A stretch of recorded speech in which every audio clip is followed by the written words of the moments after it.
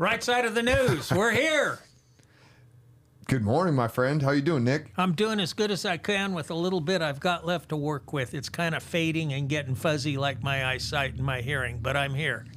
Yeah, I hear that. They told me that your eyesight starts getting not as good once you hit 40, and I'm just about 47, and I gotta admit I'm starting having to pull things a little bit further away from me, but they still work pretty good. But you know, if you take your corner of your eyes and go like this, you can focus in.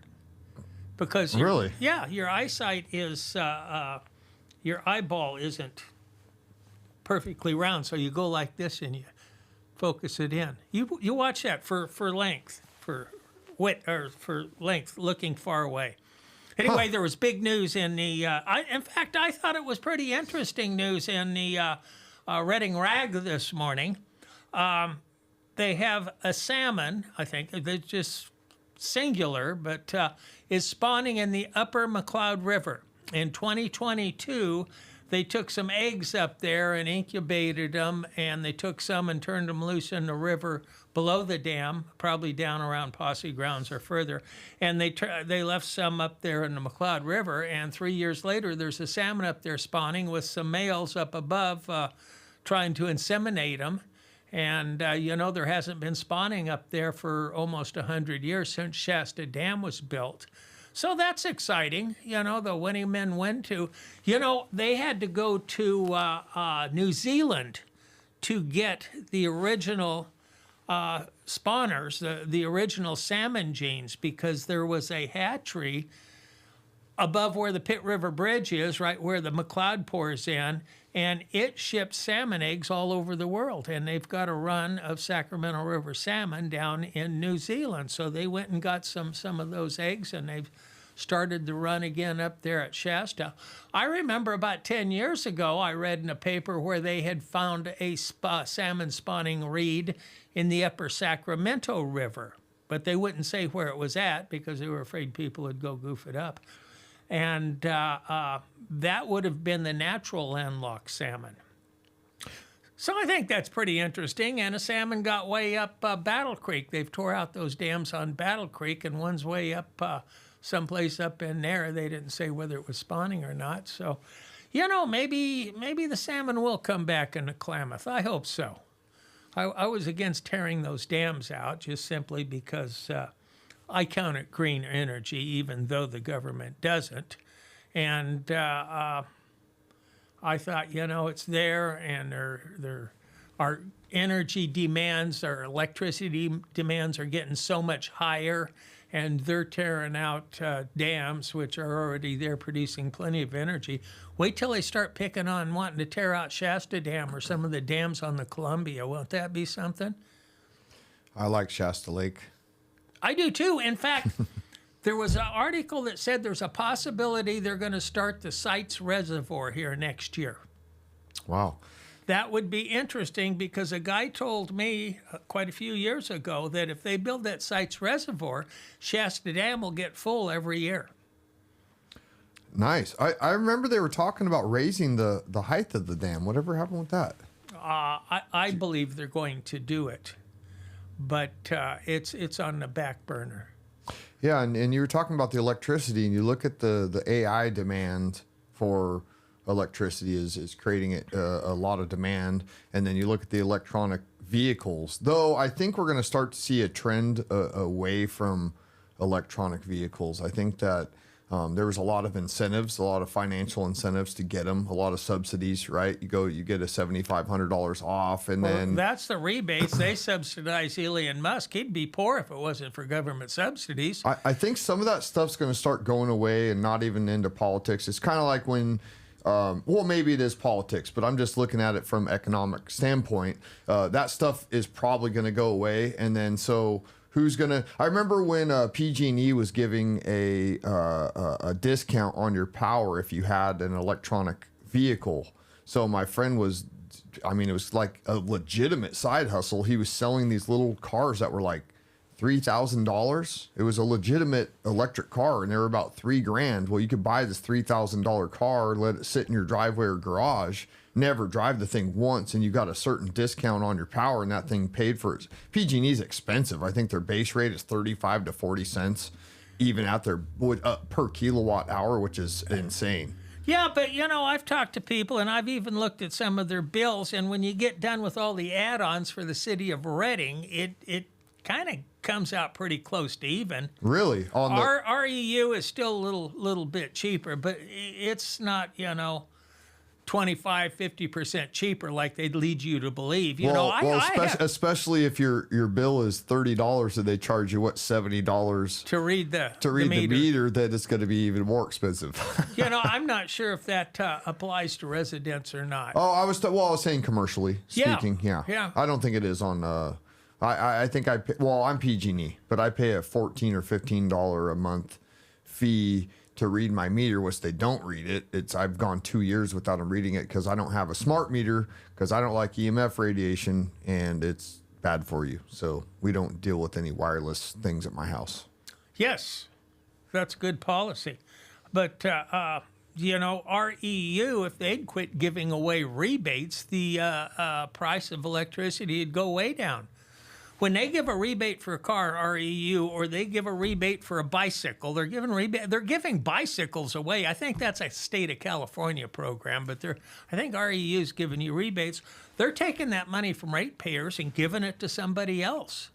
That's all that amounts to. Some people would call it socialism. Now, is that regular bicycles or e-bikes? E-bikes. See, that's garbage because these kids got to start pedaling. Make kids pedal again. How about that? Kind of like make kids pedal again. Have you ever been to Castle Lake up out of Mount Shasta? Beautiful. Yes. I was up there at daylight last Saturday, and it was wonderful. There was nobody there, and I had it to myself for an hour and a half or so. And then a loud crew showed up, and I thought, oh boy, the Rastafarians are here. I was up there about, 5 or 6 years ago, and the Rastafarians was there, and the girls were running around topless, and I was just in heaven. Yeah, they were smoking dope and having a heck of a good time, but I'm out there, and this group just ruined the serenity, yelling and screaming, and I paddled on over there, and it was a group from... You paddled over and you were like, hey, give me some of those mushrooms. No, I'm just joking. That didn't cross my mind. But anyway, it was a group from Mount Shasta doing a marathon. They swam across the lake, they pedaled to the bottom of the hill and back up, and then they ran up to Heart Lake. And I just happened to be there the day they did it. And they were loud and they were ready to go, but they were okay. And I met this old gal there, one of the participants' mother, and we had a heck of a conversation. And she had a little electric vehicle that was about as long as this desk, maybe a little bit longer, and not quite as wide, that was manufactured in Medford. And it plugged into 110, and she scooted up and down the highway going to Dunsmuir or up to Weed, and it was neat as hell. And I'll cut the story short, but we got to talking. She is a master gardener, so I told her about my berry patch. I have Marion berries and red raspberries, and she told me she has white raspberries. What the heck? I've never heard of that. So to make a long story short, I followed her over to her house and got some starts. And there was quite a few on the vines, and I wasn't overloaded or anything, but I tried 6 or 8 of them, and they were just like sugar. You got some starts, though? Yeah, I've got about 12 starts, and I think all of them are going to survive but one. So, wow. Yeah, I thought that was pretty neat. But anyway, I was blaming the Rastafarians and giving them a bad rap, and it turned out I just up there at the wrong day. Any other day, it had been quiet for another hour or so. I've got the same strategy about every place I go. Be there at daylight because the uppies don't get out of bed and get there till 9:30. And there was a string of them showing up. Yeah, there's places I will only go on weekdays, and some places is like I will only go there at 5 in the morning or 9 at night. Sure. Because there's some of the places that if you were going there 20, 30 years ago, well, you know what it is that with the Instagrams and all the socials and stuff like that, people... Enjoy magazine. Yeah, people go, check this spot out. It's freaking amazing. And then everybody in their... I went down on 4th of July.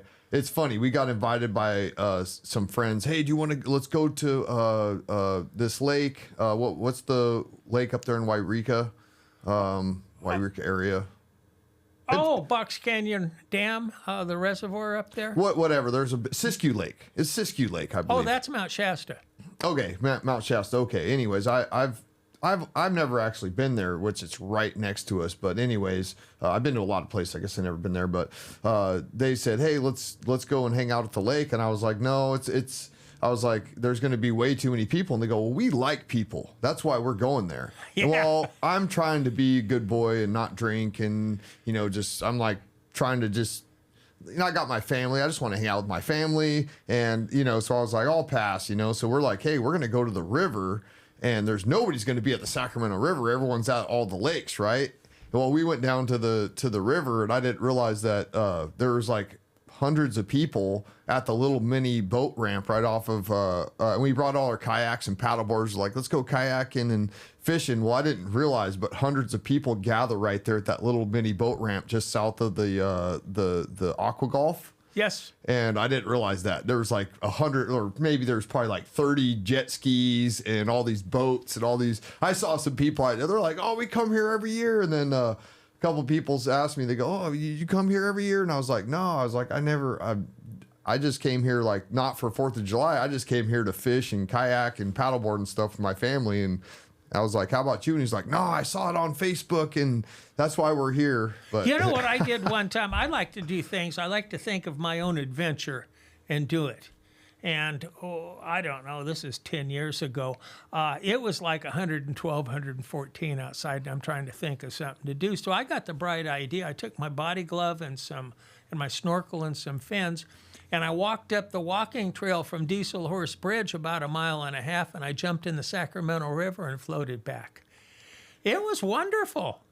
I got up there and I just floated back and relaxed and enjoyed myself. I got about, 40 feet from Diesel Horse Bridge, and I looked down, and here's a little nickel-plated pistol laying down there. what? And I couldn't get it. I saw it, and I swam down. I tried to get it, and I couldn't get it, and I couldn't swim upstream. So when I was getting out, a police officer, a police gal, was pulling in, and I told her, I said, I just saw a pistol up there, and she had me pointed out to her. And about a month later, I also saw a bicycle out in the middle, and boy, it was in pristine shape. There's a car out in the middle of the river too, in between the Cypress and Bonneview Bridge. If you're floating, I've done that run quite a bit, but it's kind of in the middle, and I don't know exactly where it's at. I mean, it's in between there, but every once in a while I float right over it, and I'm like, "There's that car." There's a car out. It's right in the middle of the river, which is 150 yards wide at that spot or something. So anyway, about a month and a half later, the sheriff calls me up, one of the sheriff deputies with the dive team, and asked me to explain where that pistol was. And I told him. He said they were going to be up there doing exercises. And he called me back and said they recovered it. It was a stolen .32 Beretta. I wonder if anybody got murked out with it. Hard to tell. Yeah. Hard to tell. That's the last I heard about it. Somebody evidently stole it and probably threw it off the bridge. And I went back. I got a grappling hook, and I went back and got that bicycle. Oh, really? Yeah, I stood on. It was in the middle of the river, but it's shallow there. Do you ride it around? Oh boy! The minute it broke water, I knew I was mistaken about pristine shape. It was a rusted up mess. So I just left it on the bridge and hiked on out of there. You know, the Sacramento River is such a jewel that, it's actually it's crowded anymore. I don't hardly go on it. I used to fish it religiously. I fished that river from Dunsmuir all the way down to Knight's Landing. Fished sturgeon down in Colusa, and stripers down in there, salmon up here, trout. We used to go up above Lake Redding Park in, I guess, late 70s and just slay the river trout. It was just like cheating. They think this is good fishing now. They don't know what good fishing is, in my opinion. But I think we better move on. Yep. You want to talk about the supervisors meeting? Yeah, I saw that video. Was pretty funny. Should we play the video and then talk about it, or we're going to play the video? Leslie, stop it right after Mike Mangus, and then stop it right after Dolores, so I can comment a little bit. Go ahead. Here we go. We're getting ready to it. This is Mike Mangus. May they govern in peace and with respect, and may the people who approach this lectern follow their example. For this we pray, amen. So what happened here is the preacher that was scheduled to give the indication didn't make it, so Mike filled in. Evidently, he's an ordained minister, so that's fine and dandy. But he is a reporter for 7R, and he reported something that Dolores Lucero doesn't agree with. She accuses him of slander. I think she's got a lawsuit against him about it. So let's go ahead and play Dolores's reply on how she feels about Mike Mangus giving the prayer opening the meeting. And you have him come up here and say a prayer? How dare you insult God bringing somebody who is evil? The media is evil. You guys are part of evil. You can't stop forgetting about God. Put God first. You forget about him, but you never heard him say God or Jesus when he got up here and pray. I don't stand up for people like that. I don't have respect for people like that at all. I'd like to suggest. So this is me. I'm replying to Dolores, but she's an angry person. I think maybe a little. I don't know, anger management might be, in my opinion, anger management might be a good call for her. So anyway, I got up 10 or 12 speakers later and listened to Dolores's reply to me. Go ahead with that, please. Maybe next meeting you could have Dolores say the prayer. She doesn't seem to be satisfied with anybody else, the job they do. And maybe we could even get some anger management about some of these first speakers. They're an angry crew. It's just. Problem with me, Nick Gardner? Hey, listen. Hey, sit down. Sit down. Stop the clock. Sit down. Sit down. She wanted to take me outside and beat me up. So anyway, that's her reply, and she trotted right up front. She was like 10 foot from me. She went from the back row all the way up front, standing up there. And you know, I believe that would have been a good prime time to maybe arrest her. That's disrupting a meeting. That's going overboard. That's actually worse than what Jenny did, in my opinion. But I don't know. Yeah, people get away with a lot down there. I've been seeing some stuff. I haven't been going to the meetings in a while. I've been a little bit shorthanded and busy with work, but yeah, I mean, I'm surprised that people get away with as much as they do. And it reminds me of not her specifically. I'll be honest, I kind of like Dolores because she's got a lot of passion and a lot of heart, and I disagree with her on a lot of stuff. And I like to stay on her good side, but you know, it reminds me of a bunch of children, you know, that cry when they don't get their way. And it's like, because I have a 13-year-old and a 7-year-old, and I mean, my kids are probably more mature than a lot of these people that get up there and throw their fits. So I'm just wondering, I just don't know how you can become an adult and throw. He's such a sore loser. Yeah, it's like, so move on. Boy, I'll tell you, this recall group that lost, the failed recall group, they just never quit. And boy, Jeff, he just goes on and picking on the, especially Kevin Cry and Chris Kellstrom and Corky Harmon, but especially Kevin Cry. And David Halligan, he got up there and he was raising hell about the ROV. You know, he went on about, you know, we had 3 women that were qualified, but you hired a white, unexperienced lawyer as the ROV. And then you hired another white, unexperienced lawyer. He mentioned white, unexperienced lawyer 10 times. And I thought, God, that's odd. I guess if somebody would have been black, they should have got the job right away. Or brown. And it's just, they just get out there in left field, and it's just amazing. I didn't look that clip up because I ran out of time. But anyway, I've got a big announcement. Now is a pretty good time to do it.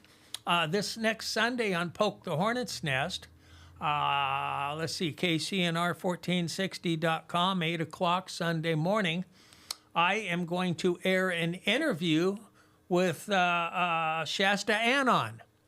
And if you aren't familiar with Shasta Anon, just put in your search engine Shasta Anon, SHASTA ANON. And they do a podcast doing the history of some of these people that are maybe a little loud in the community and at the supervisors' meetings.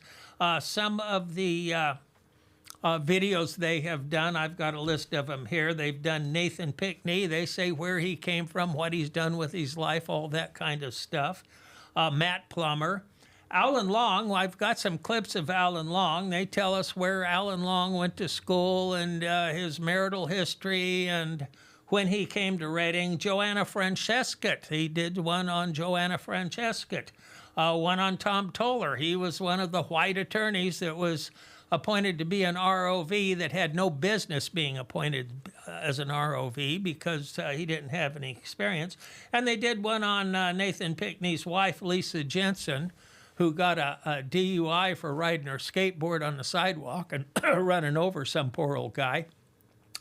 But the person or people doing Shasta Anon are anonymous. Nobody knows who it is. And it is such a well-done production.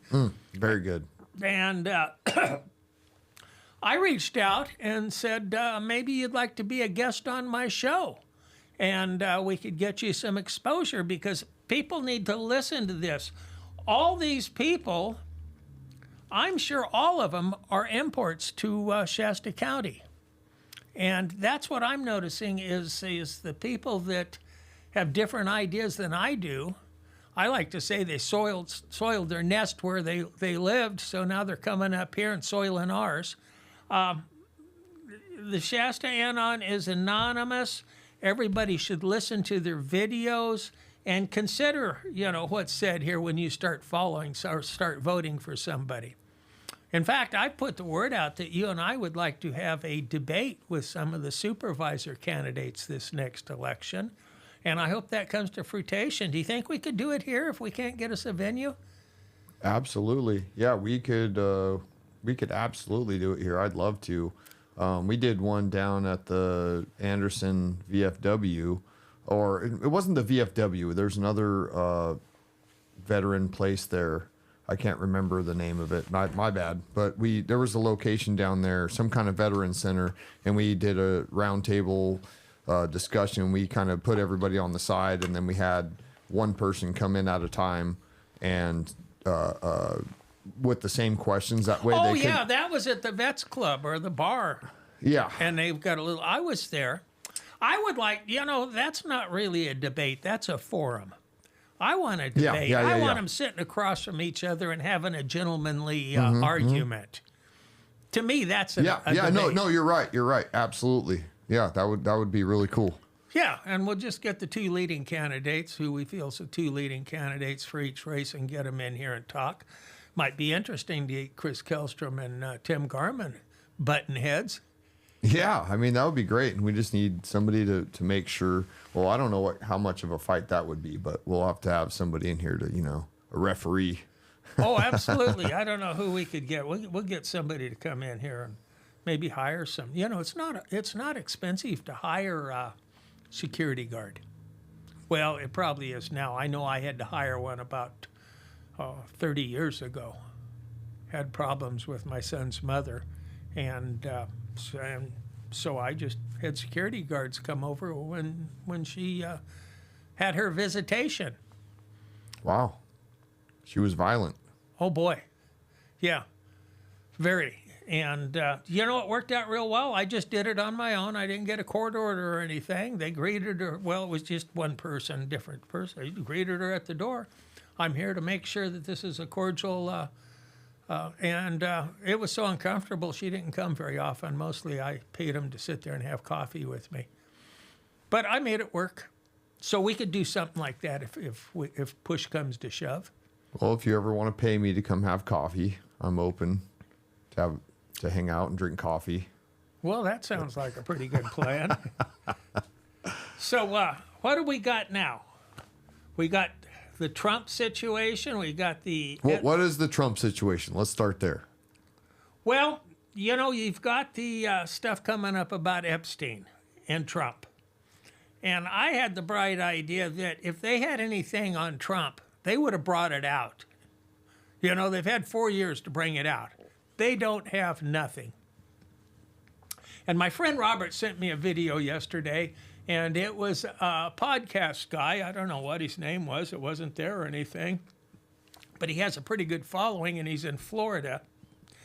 And he made connections with a lawyer that filed a class action suit against Epstein in 2006, representing approximately 250 women that were sexually molested or taken advantage of or whatever when they were young. And he subpoenaed a whole bunch of people and big shots around Florida, very prominent politicians, and he said Donald Trump was the only one replied to him. Donald Trump called him. He says, I'll talk to you about anything you want to talk about. You can have all the time you want. And he said that Donald Trump was never named by one of these girls as doing anything improper. In fact, he wasn't hardly named at all. And that as far as he's concerned, Donald Trump hasn't done a thing to be ashamed about with Epstein. Yeah, when he first got elected in 2016, he organized a task force of 5 different organizations to go after child sex traffickers and child traffickers. And they went out and did more in 1 month than I think the previous Obama administration did in 4 years. They arrested more people and saved more children. And so anyways, yeah, I don't think that was yeah, I don't think there's anything there either. What now, I do have a problem with, hey, we're going to release everything and then releasing edited videos that are missing. You know, hey, we don't have the video, there was a glitch, and then hey, well, now we've got the video, but then there's missing parts of it, and then we're going to release all the files, but now we're not. I mean, Epstein was definitely connected to Mossad,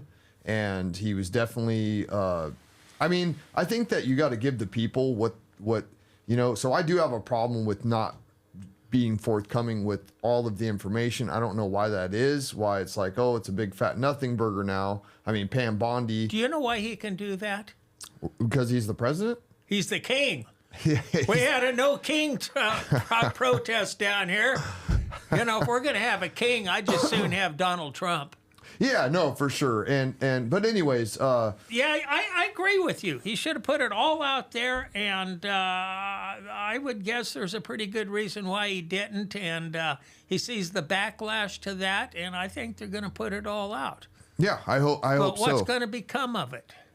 So, well, what's going to become of it is a lot of people would. Now, I'm not privy to that backdoor information, but I know what Epstein's role was. Epstein's role was to look, all the people he was connected to and what he was involved in, and there being cameras and recording devices everywhere in the, you know, in his mansion. I mean, look at young Prince Andrew at Epstein's house with Virginia Giuffre. I don't know if you, right. No, I do. And then do. she just mysteriously is dead now. You know what I mean? Oh, is she? Yeah. Oh, I didn't know that. Yeah, so she just happened to anyways, I think she got hit by a bus or something. There's so much going on. I can't remember exactly how she died, but it was a kind of a mysterious type death. And so anyways, you can, like, obviously look, if Epstein had the prince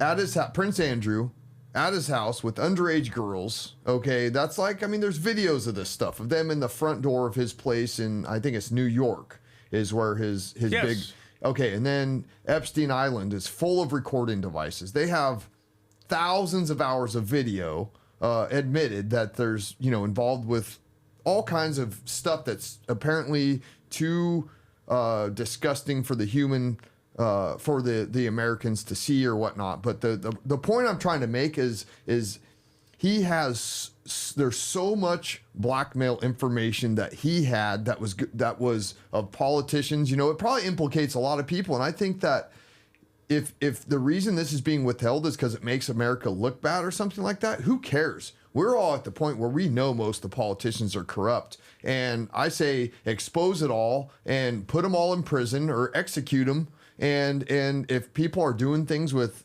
I would imagine there's some stuff on there that I'm not even going to talk about on the air, but guaranteed it was a blackmail scheme to keep people, either people going into positions of power are volunteer blackmail, or they go to these parties and they start doing drugs, and then they have you sleep with some 17-year-old first, and then they've got you, because you've got a wife and you've got kids, and then they're like, hey, check this out. We've got the recording of you with this girl and or this young boy. I mean, a lot of them do a lot of fruity stuff too.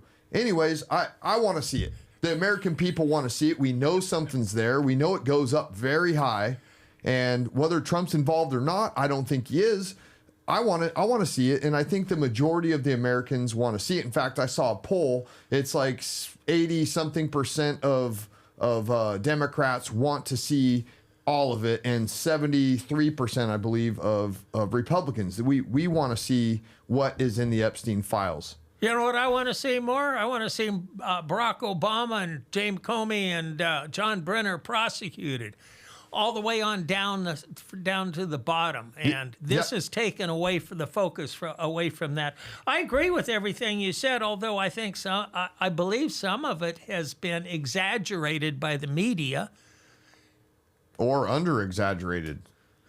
I mean, we don't know. I would say probably under-exaggerated, but we don't know until we get it. And what are they going to give us? You know what I'm saying? Are we? It's kind of like, where'd the JFK files go? We got the JFK files we didn't get any new information. We got the same information. They had plenty of time to change the JFK files before we got to see them. But moving on, like you said, we did have our president, Donald Trump, call out people for treason.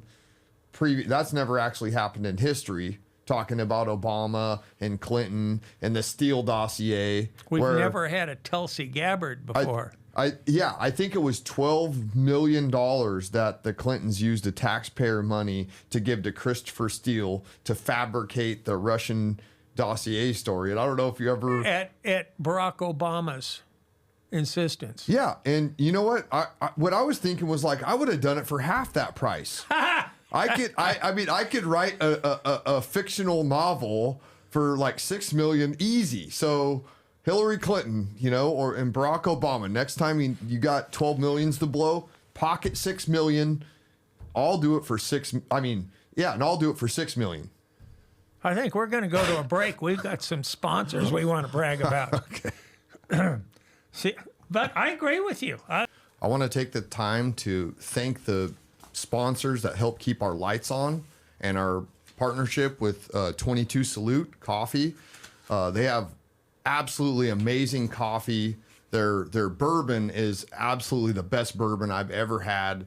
It helps keep the lights on here. If you go to Mountaintop Media and purchase, you save 10%, and the rest of the money goes towards helping first responders and veteran suicide prevention. So you're supporting a good cause, you're getting a good product, and you're helping us keep the lights on here, which we have no outside funding, no government funding, no NGO funding. So it really helps us.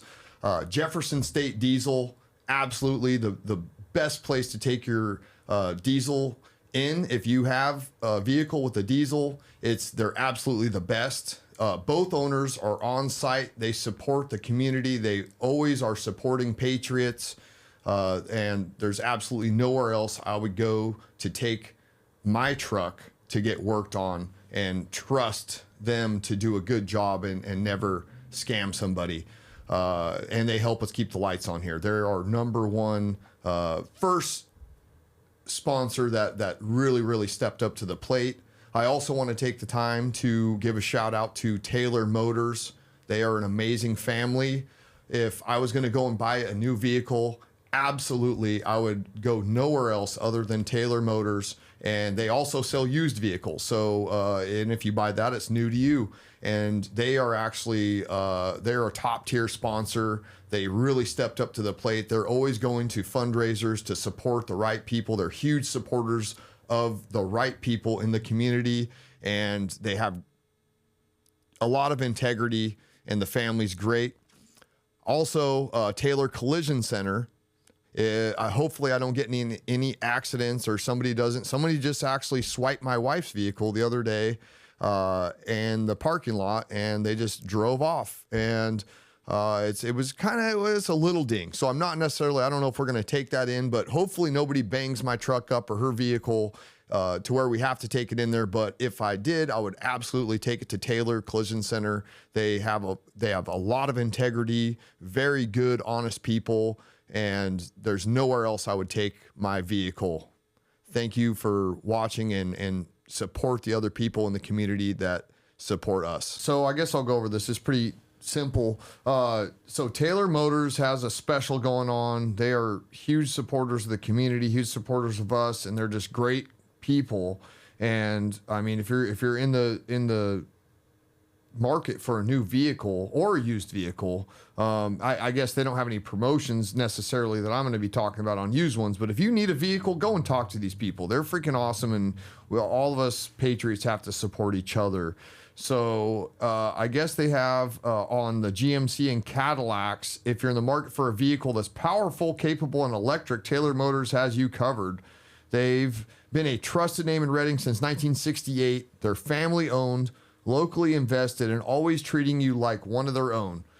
Stop by Taylor Motors at the corner of Cypress and Churn Creek in Reading, where custom service isn't a pitch, it's a promise. And I believe those words right there. I did read that off my smartphone here, which is on airplane mode because I don't want to zap my hand. But anyways, I believe that to be true because they are freaking awesome. All right, GMC Sierra EV highlights. Up to 754 horsepower. Up to 785 foot-pound of torque. That's insane. The torque is more than the horsepower. That's pretty crazy. 0 to 60 in under 4.5. That's way too fast for me. But if you are a speed junkie, I guess that's a good thing. You can get up to 460 miles on a full charge plus DC fast charging. Has 100 miles in just 10 minutes. Get a 2024 Sierra EV with a total savings of $10,000, $7,000 Taylor discount plus $3,000 purchase allowance. Okay, moving on to the Hummer EV, SUV, and SUT highlights. It's a truck. I guess the SUT. 1,000 horsepower. 1,000 horsepower. Crab walk. Extract mode that raises the whole vehicle nearly 6 inches. Wow. The SUV and pickup SUT are both packed with off-road tech and luxury inside, removable roof panels, Bose audio, and Super Cruise hands-free driving, up to 10,000 pounds of towing. That's insane for an electric vehicle. Get a 2024 Hummer with the total savings of $15,000, $12,000 Taylor Motor discount plus $3,000 purchase allowance. Closing reminder, all right, here, which I probably wasn't supposed to say that, but oh well, I'm human. Whether it's your cutting edge EV selection or that down home, no pressure experience, Taylor Motors is the place to buy your next vehicle. Visit Taylor Motors at the corner of Cypress and Churn Creek in Reading to see why customers keep coming back for generations. Act now to receive the $7,500 federal clean vehicle tax credit on new Sierra EV or Hummer purchase. So we've got a video of Jesse Waters, and I think we're just about ready for that. When you want to play that, to play it at your convenience. Oh, there it is right now. I like Jesse Waters. He's probably her and Marina Abramovic, or I mean not what's the Latino lady on there? Her name? Bartomola or something like that.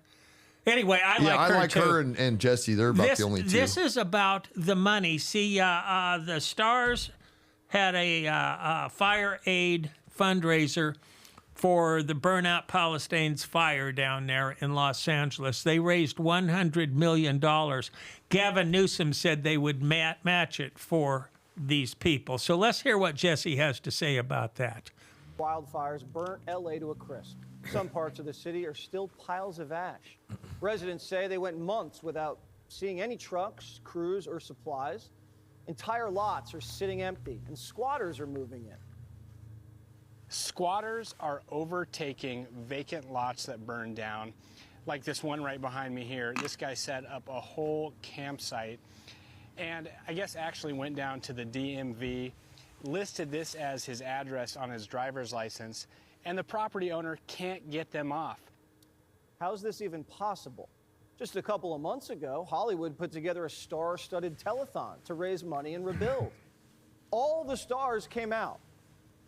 Fire Aid held at the Intuit Dome and Kia Forum included Lady Gaga, Stevie Wonder, Rod Stewart, Pink, Red Hot Chili Peppers, Earth, Wind & Fire. Those not in attendance could donate throughout the concert at fireaidla.org. 100% of the proceeds go to fire relief and prevention. 100% of the proceeds go to fire relief and prevention, they said. Well, that concert raised over $100 million. So $100 million should be going to fire relief and prevention, right? But the victims say they haven't seen a penny. One of them called Fire Aid and asked, what happened? I said, you know, victims want to know when they can get their money. Seems like a very simple question. He said, basically, they don't. All this money are going to nonprofits, and then nonprofits will take care of making sure the money's distributed. I would urge everyone to just go to the nonprofits that are listed if you want a good laugh. I mean, one of the nonprofits cleans preschool bathrooms. Well, after the fire, who knows? Maybe there is a preschool bathroom that needs cleaning. This Fire Aid money is not helping the people. It's helping nonprofits, many of them who have executives that are getting a six-figure salary. Primetime followed the money, and she's right. A lot of the grants went to a laundry list of left-wing nonprofits, like the California Native Vote Project. What do? Empower Native Americans to participate in the democratic process.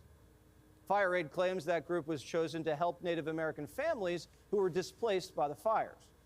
But the Pacific Palisades only has 16 Native American residents. The Pasadena NAACP also got money. What does the NAACP have to do with wildfire relief and prevention? Well, they said it was to create spaces where individuals can unite, share resources, and work collectively toward recovery. Okay, what does that mean? I don't know what create spaces means. They also sent cash to musicians.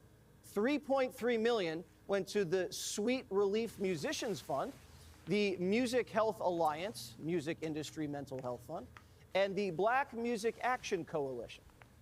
It wasn't just musicians. Podcasters got paid too.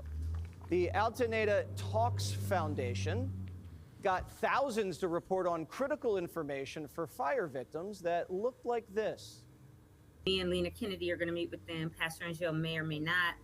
And then I also have a meeting tomorrow at 12 with After the Fires USA, who also contacted me. Wow. That podcast got 7 views, 7. And one of them was a primetime producer.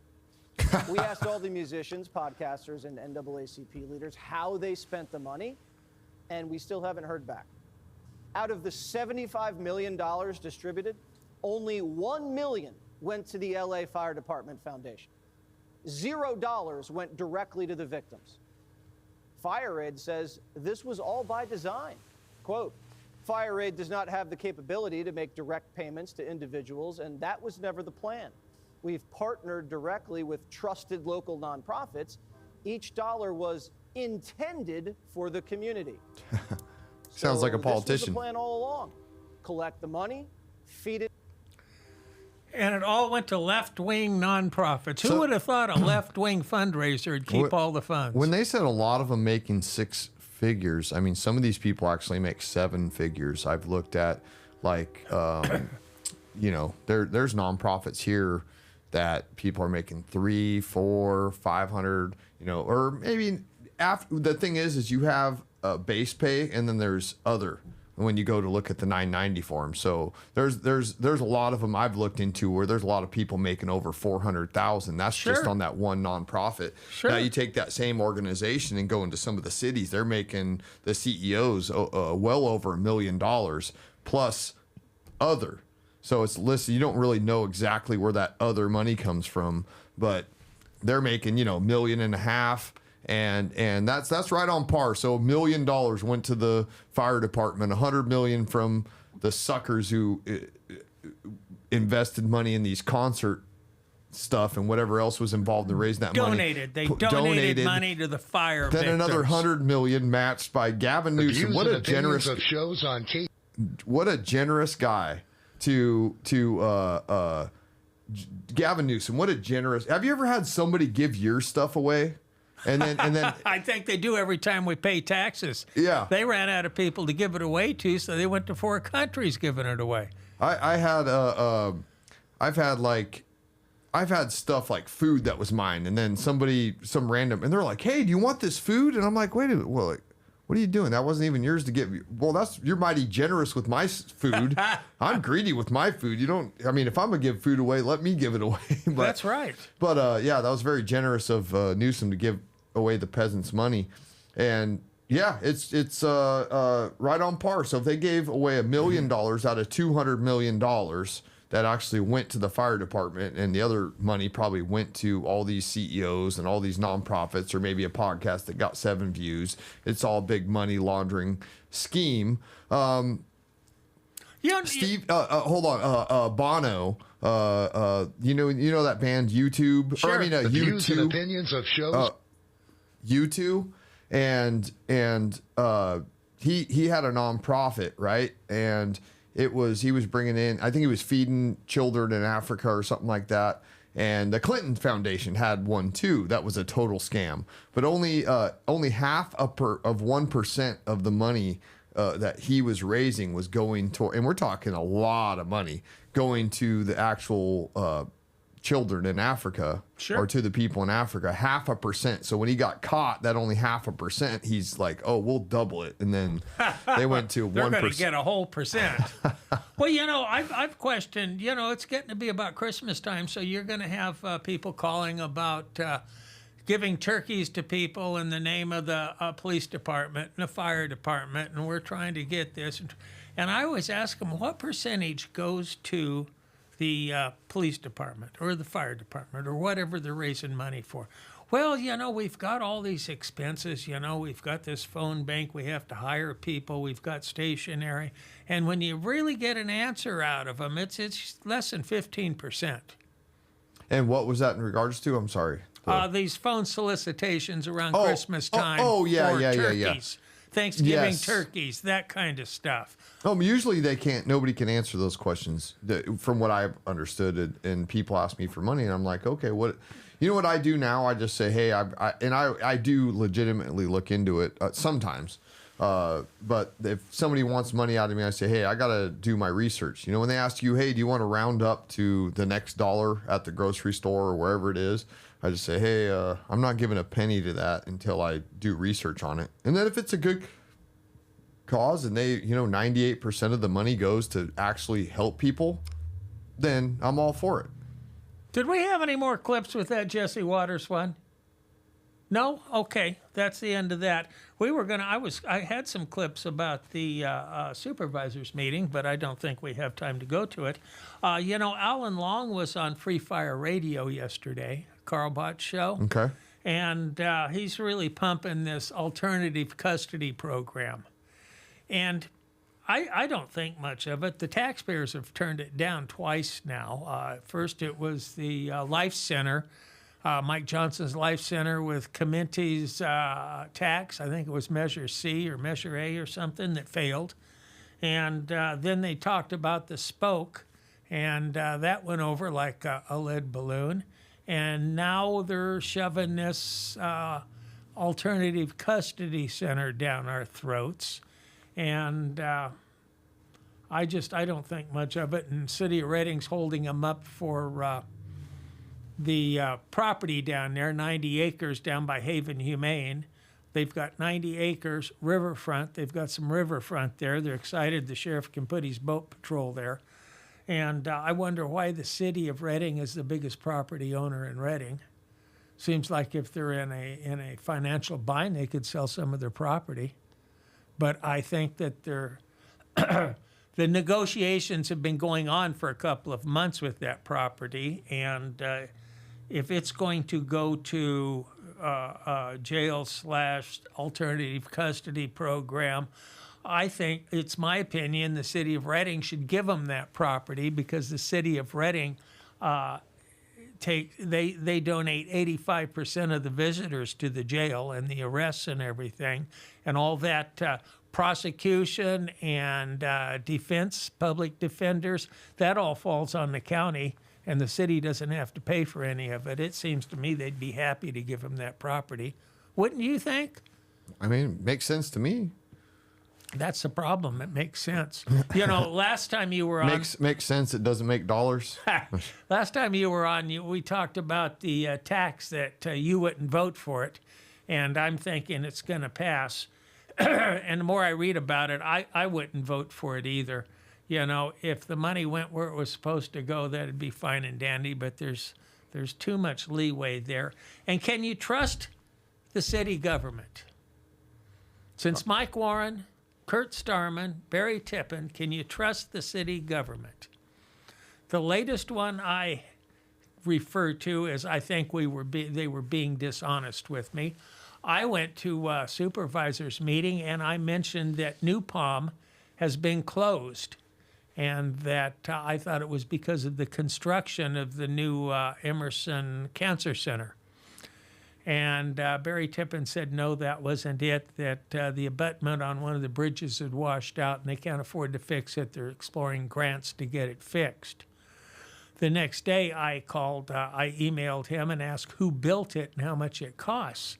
And he had Travis Main email me back that, as a matter of fact, it wasn't that bridge. It was another one down there, and it's been fixed, but they have other problems, and they can't open it up. And you go down there and you look, and it's obvious the reason New Palm isn't open is because of the construction down there. And I see an avenue, in my opinion, it wouldn't take much to blade another entrance into it, and people could go down there and enjoy it if they want to. So I just feel like Barry wasn't being honest with me. Well, would that cost a lot more money because then you'd have to have a lot of flaggers and direct traffic? Or I'm just trying to understand, like, what would be the reason for just blocking it off? And well, for one thing, they own the property, okay. Whoever's putting that in.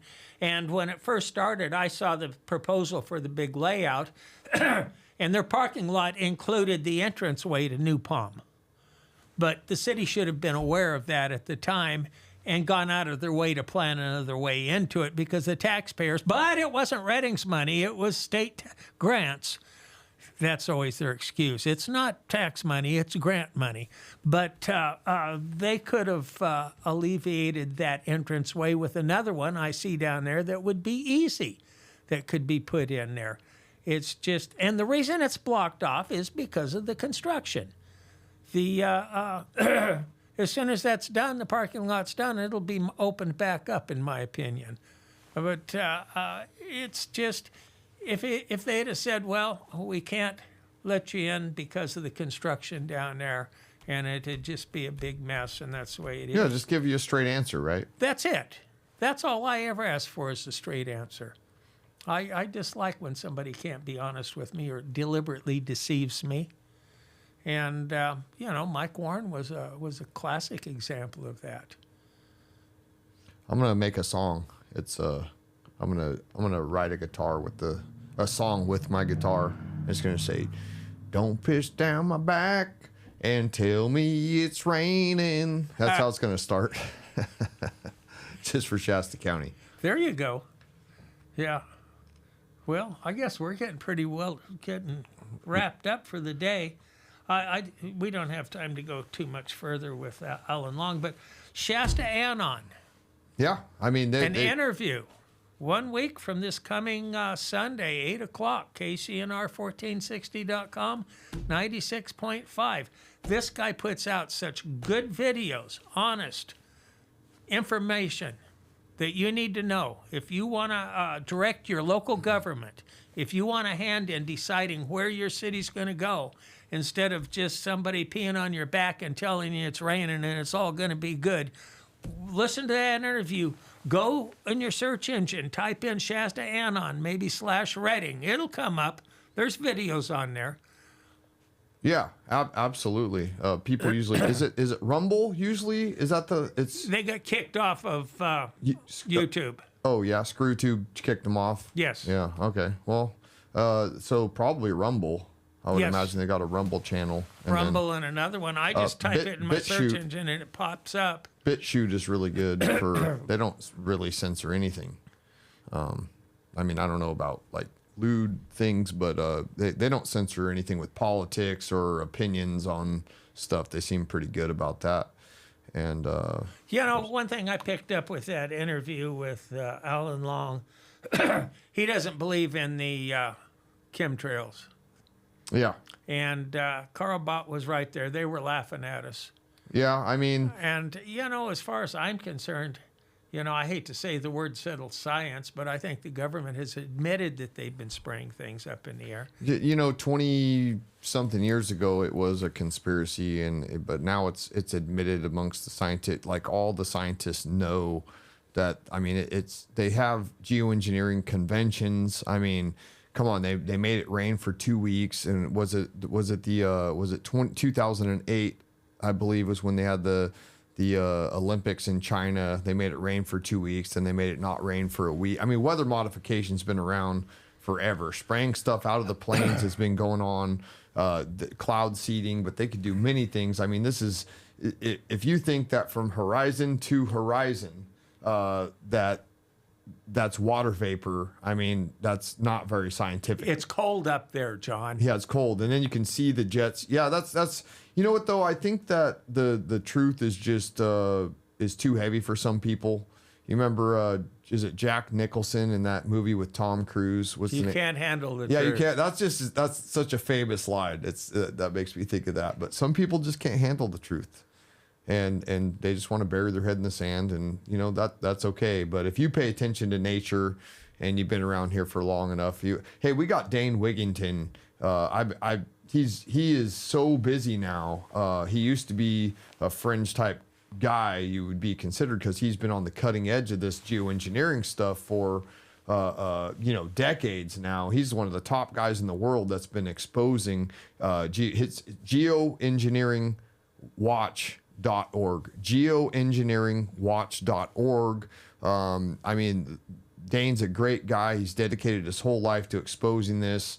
And yeah, it was a conspiracy 20 years ago, but now he's got people in Congress. He's got, I mean, he's getting called from all over the world, not just the United States, but he's got he's got the top people calling him and wanting his analysis of what's happening. And they're hitting him up when there's these freak floods and earthquakes and things like that, asking him what's happening. But, anyways, we've got in my opinion, the top guy in the whole world when it comes to that subject right here in Shasta County. Yes. Well, I think we're going to wrap it up, aren't we? All right. Well, hey, thanks, Nick. And if you're happy to see you again. Hey, you too, brother.